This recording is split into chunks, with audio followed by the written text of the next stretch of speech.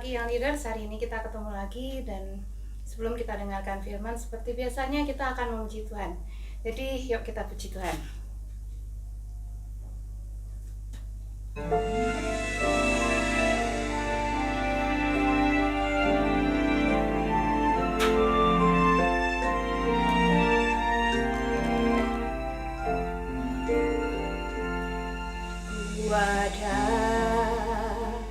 Sebab anugerah-Mu, ku ada karena kasih-Mu, Tuhan Yesus.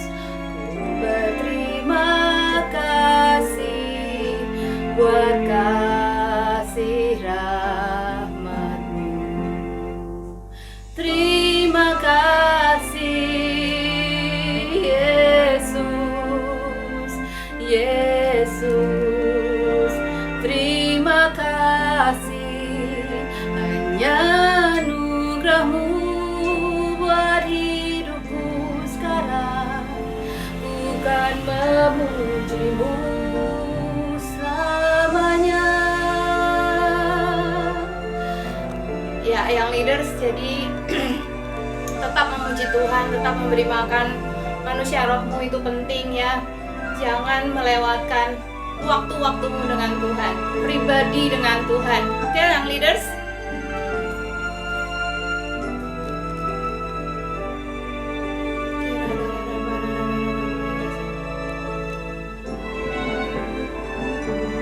I am here because of your grace. I am here because of your Lord Jesus, I am so thankful for your grace abounds to me. Thank you, Jesus, Jesus, Jesus. Thank you, Jesus. Oh, it's only by your grace forever I will praise your name. Terima kasih Yesus, Yesus. Terima kasih. It's only by your grace that I could live today. Forever I will praise your name. Hanya karena anugerah-Mu Tuhan kami bisa hidup sampai saat ini. Tuhan, terima kasih. Bersyukur yang leaders, hidup ini milik Tuhan. Milik Tuhan. Bersyukur. It's only by your grace that I could live today. Forever I will praise your name. I will praise you, Lord.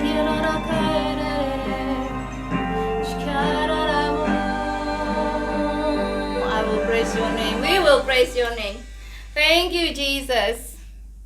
Oke, yang leaders, terima kasih. Sekarang kita akan melanjutkan dengan firman. Itu adalah makanan rohani kalian. Jadi tolong yang leaders tetap setia sama Tuhan. Shalom. Shalom young leaders. Hari ini kakak akan sharing sedikit tentang firman Tuhan dan tentang kehidupan kakak. Kakak akan awali dengan bertanya, siapakah Tuhan di dalam hidupmu? Siapa? Ada yang bisa jawab? Siapakah Tuhan dalam hidupmu? Oke, kakak akan mulai dengan satu cerita. Suatu hari di dalam satu kelas ada suatu kumpulan siswa. Tiba-tiba seorang guru bertanya kepada siswa ini, siapakah Tuhan menurut kamu? Ada yang menjawab, Tuhan itu dokter, karena papaku adalah seorang dokter. Papaku suka untuk membantu orang yang sakit, dan Tuhan itu seperti itu, Tuhan itu baik, membantu orang yang sakit. Ada lagi yang berkata, bagiku Tuhan itu adalah seorang pengacara. Karena papaku adalah seorang pengacara yang sangat suka untuk membantu orang, mengadili, dan membantu kasus dan lain-lain. Tuhan itu seperti itu. Namun tiba-tiba ada seorang anak kecil yang berkata, bagi saya Tuhan itu adalah seorang pemulung. Satu kelas langsung terdiam dan mereka tertawa terbahak-bahak. Kok bisa Tuhan itu seorang pemulung? Tidak mungkin. Nah tapi anak ini berkata, karena saat aku kecil, aku ditemukan oleh seorang pemulung dan dia yang membesarkan aku. Tanpa pemulung itu, mungkin sekarang aku sudah mati. Semua satu kelas akhirnya terdiam. Guru ini pun juga terdiam. Nah, di Amsal dikatakan bahwa for as he thinks in his heart, so is he. Bagaimana cara kita untuk berpikir dalam hati kita, ya itulah yang terjadi. Saat kita berpikir Tuhan itu adalah Tuhan yang baik, maka memang Tuhan itu adalah Tuhan yang baik. Saat kita berpikir bahwa Tuhan itu adalah Tuhan yang jahat, Tuhan yang kejam, maka Tuhan akan menjadi seperti itu. Jadi for as he thinks in his heart, so is he. Bagaimana kita berpikir dalam hati kita, ya itu yang akan terjadi. Mari kita bersama buka di Keluaran 34 ayat 6 sampai ke 7. Berjalanlah Tuhan lewat dari depannya dan berseru, Tuhan, Tuhan Allah penyayang dan pengasih, panjang sabar, berlimpah kasihnya dan setianya, yang meneguhkan kasih setianya kepada beribu-ribu orang, yang mengampuni kesalahan, pelanggaran, dan dosa, tetapi tidaklah sekali-kali membebaskan orang yang bersalah dari hukuman, yang membalaskan kesalahan bapa kepada anak-anaknya dan cucunya, kepada keturunannya yang ketiga dan keempat. Dikatakan bahwa Tuhan itu penyayang, pengasih, panjang sabar, berlimpah kasih setia, meneguhkan kasih setia pada beribu-ribu orang, dan terkesannya adalah Tuhan ini Tuhan yang baik, mengampuni kesalahan, pelanggaran dosa. Tapi ada di ayat ke-7 dikatakan bahwa Tuhan ini tidak membebaskan orang bersalah dari hukuman. Dia membalaskan kesalahan bapa kepada anak, pada cucu, pada keturunan ketiga, keempat. Dan kita manusia seringkali berkata, ya berarti Tuhan jahat dong. Tuhan tidak membebaskan orang dari kesalahan, Tuhan jahat. Seringkali manusia lebih cenderung mengingat tentang kejahatan orang lain daripada kebaikannya, betul? Saat ada seseorang yang sangat baik tiba-tiba berbuat satu kesalahan, satu kejahatan, maka cenderung orang akan berpikir orang ini jahat, tidak peduli semua kebaikannya. Sama dengan Tuhan, siapa Tuhan di dalam hidupmu? Apa yang kamu pikirkan tentang Tuhan? Apakah Tuhan yang membuat hidupmu berantakan? Tuhan yang mengecewakan? Tuhan yang pemarah? Tuhan yang membuat kita semua miskin? Atau sebaliknya, Tuhan yang panjang sabar, yang penuh kasih, Tuhan yang menyertai aku walaupun aku kekurangan tapi tidak pernah kekurangan, Tuhan yang selalu menjadi Bapa yang baik dalam hidupku, menjadi gembala yang baik walaupun aku di padang gurun tapi aku selalu dicari. Yang mana yang kita pikirkan? Tuhan yang baik atau Tuhan yang jahat? Nah, mari kita lanjutkan. Sebenarnya, kenapa sih Tuhan itu tidak membebaskan orang dari kesalahan? Karena saat orang melakukan kesalahan, maka ada konsekuensi yang mengikuti. Saat orang ini melakukan dosa, maka ada konsekuensi dari sebuah dosa. Contohnya adalah Raja Daud. Saat Raja Daud ini jatuh dalam dosa bersama Batsheba, anaknya lahir dan jatuh sakit. Daud ini memang sudah bertobat. Saat ditemui oleh Nabi Nathan, maka dia berkata, aku bertobat, ampuni Tuhan atas semua kesalahanku. Dan Tuhan mengampuni. Tuhan mengampuni nggak? Mengampuni. Tapi ada konsekuensi dari dosa itu. Yaitu apa? Yaitu anaknya yang lahir akhirnya meninggal. Berarti Tuhan itu Tuhan yang baik nggak? Tuhan yang adil nggak? Tuhan yang adil dong. Waktu kita melakukan kesalahan, pasti ada hukuman. Kalau kita ngelanggar lalu lintas nih, kalau kita ngelanggar traffic light, ada polisi, pasti kita akan ditilang kan? Dunia aja berkata saat kamu melakukan pelanggaran maka ada hukuman. Apalagi Tuhan. Tuhan kita yang terlalu adil, saat kita melakukan pelanggaran dosa, maka ada hukuman yang mengikutinya. Tapi jangan takut, kita harus bertobat dan Tuhan akan mengampuni. Kok bisa? Kok bisa Tuhan mengampuni? Contohnya apa? Contohnya adalah Kain dan Habel. Saat Kain membunuh Habel, Kain ini diberikan tanda oleh Tuhan dan dia dilepaskan. Tuhan berkata, tidak ada yang akan membunuh kamu.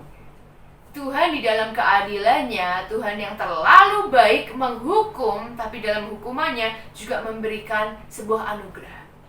Contohnya lagi siapa? Yunus.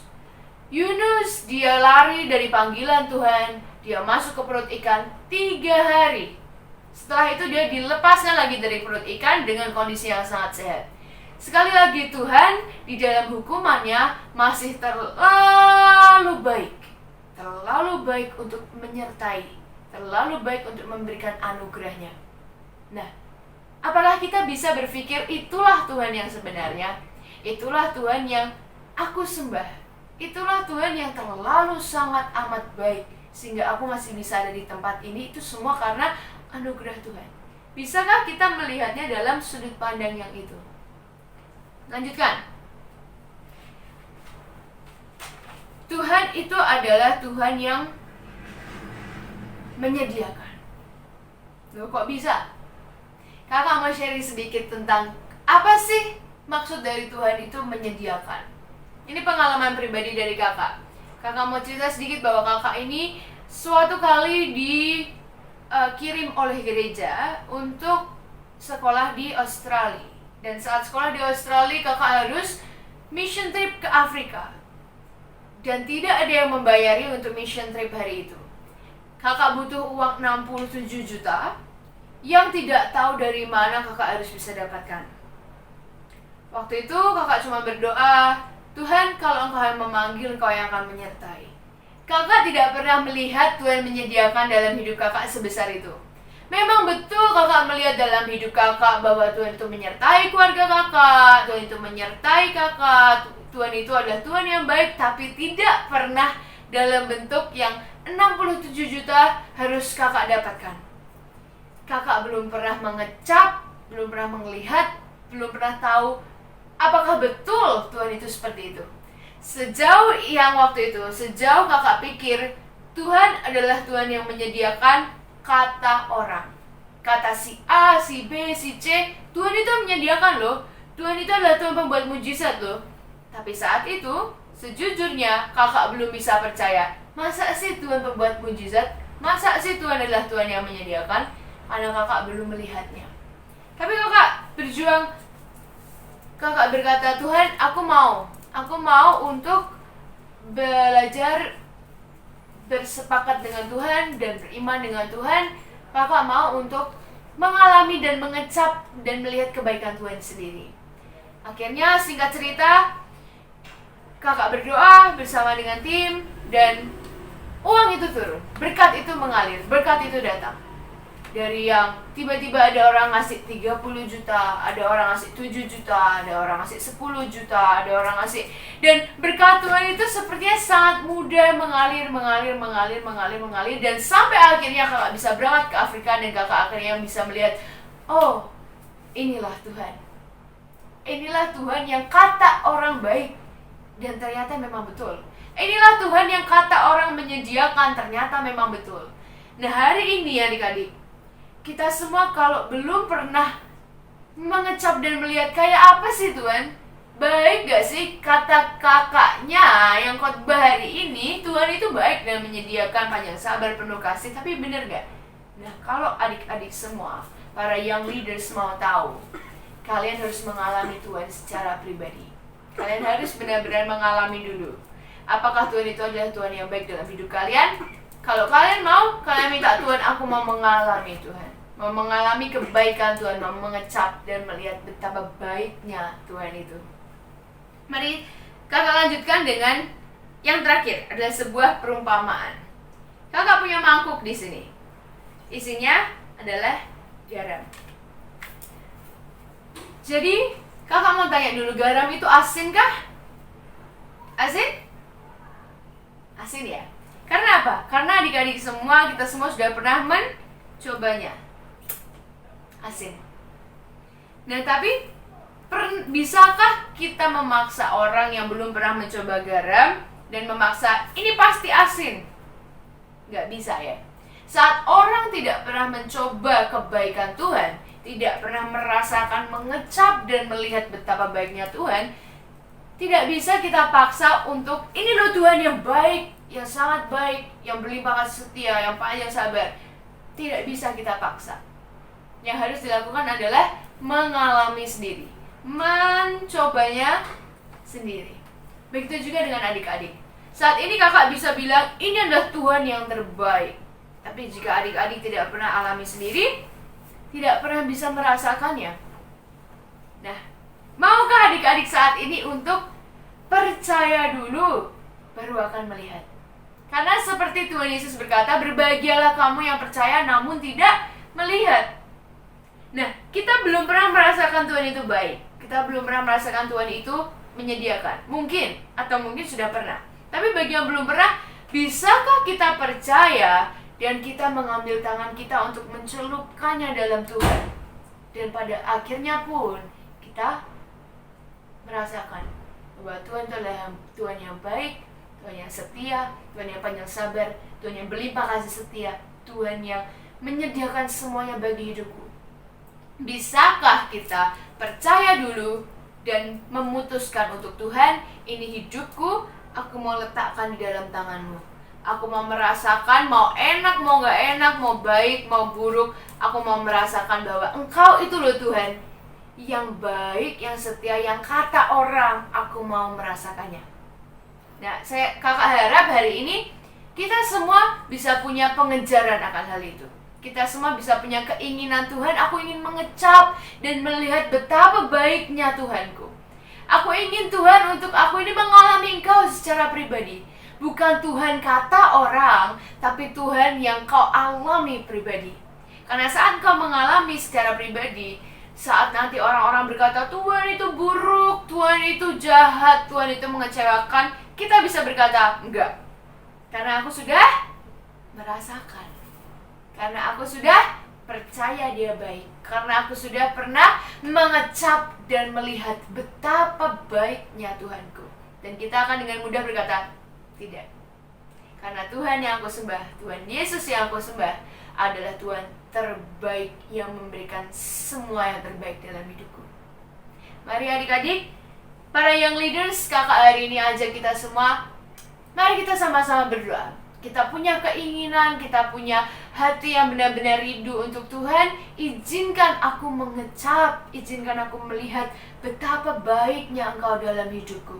Izinkan Engkau Tuhan, aku izinkan Engkau Tuhan untuk beracara dalam hidupku.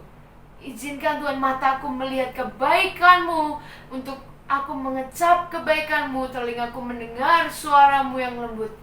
Izinkan aku untuk mengalami semua itu. Mari yang mau, kakak ajak sama-sama kita lipat tangan. Kita mau berdoa sama-sama adik-adik. Kakak harap benar-benar hari ini ada sesuatu yang ditanamkan dalam hidup adik-adik bahwa siapakah Tuhan dalam hidupmu mulai sekarang, biar mindset kita, biar pemikiran kita itu berubah. Dan biar mulai saat ini kita bisa mengecap dan melihat betapa baiknya Tuhan. Tuhan Yesus, terima kasih untuk hari ini Tuhan. Terima kasih karena sekali lagi Kau boleh mengajar semua anak-anak-Mu tentang siapa Engkau. Tuhan, biar setiap anak-anak-Mu hari ini Tuhan, mereka bisa mengalami kebaikan-Mu, mengecap kebaikan-Mu, mengecap siapa Engkau Tuhan. Dan izinkan setiap anak-anak ini untuk percaya akan Engkau Tuhan. Percaya bahwa Engkau Tuhan bukan Tuhan yang jahat. Kau Tuhan bukan Tuhan yang mengecewakan, tapi Engkau yang terbaik Tuhan. Kau memberikan semua yang terbaik. Dan kami percaya Tuhan, biar ada hidup-hidup yang berubah hari ini. Biar ada mindset-mindset, pikiran-pikiran yang berubah tentang siapa Engkau hari ini Tuhan. Kami percaya Engkau Tuhan yang beserta dengan setiap kami, selalu menjaga setiap langkah kami. Engkau Tuhan yang tidak pernah tidur, tidak pernah lelah. Engkau Tuhan yang tidak pernah mengecewakan. Terima kasih ya Tuhan, kami percaya, kami sungguh percaya Tuhan. Engkau Tuhan yang baik. Dan kami ingin mengecap, dan kami ingin melihat, dan kami ingin mengalami Engkau secara pribadi Tuhan. Engkau yang masuk dalam hati kami, hidup kami. Engkau yang beracara dalam hidup setiap kami, Tuhan. Terima kasih atas hari ini, Tuhan. Kami sungguh mengucap syukur atas semuanya. Izinkan perjalanan hidup kami selanjutnya setelah ini berjalan semakin lama semakin kuat bersama dengan Engkau, mengecap dan melihat betapa baiknya Tuhan yang kami sembah. Di dalam nama Tuhan Yesus, hari ini kami berdoa dan mengucapkan syukur. Dan semua yang percaya katakan amin. Sampai jumpa adik-adik. Terima kasih atas hari ini dan Tuhan Yesus memberkati.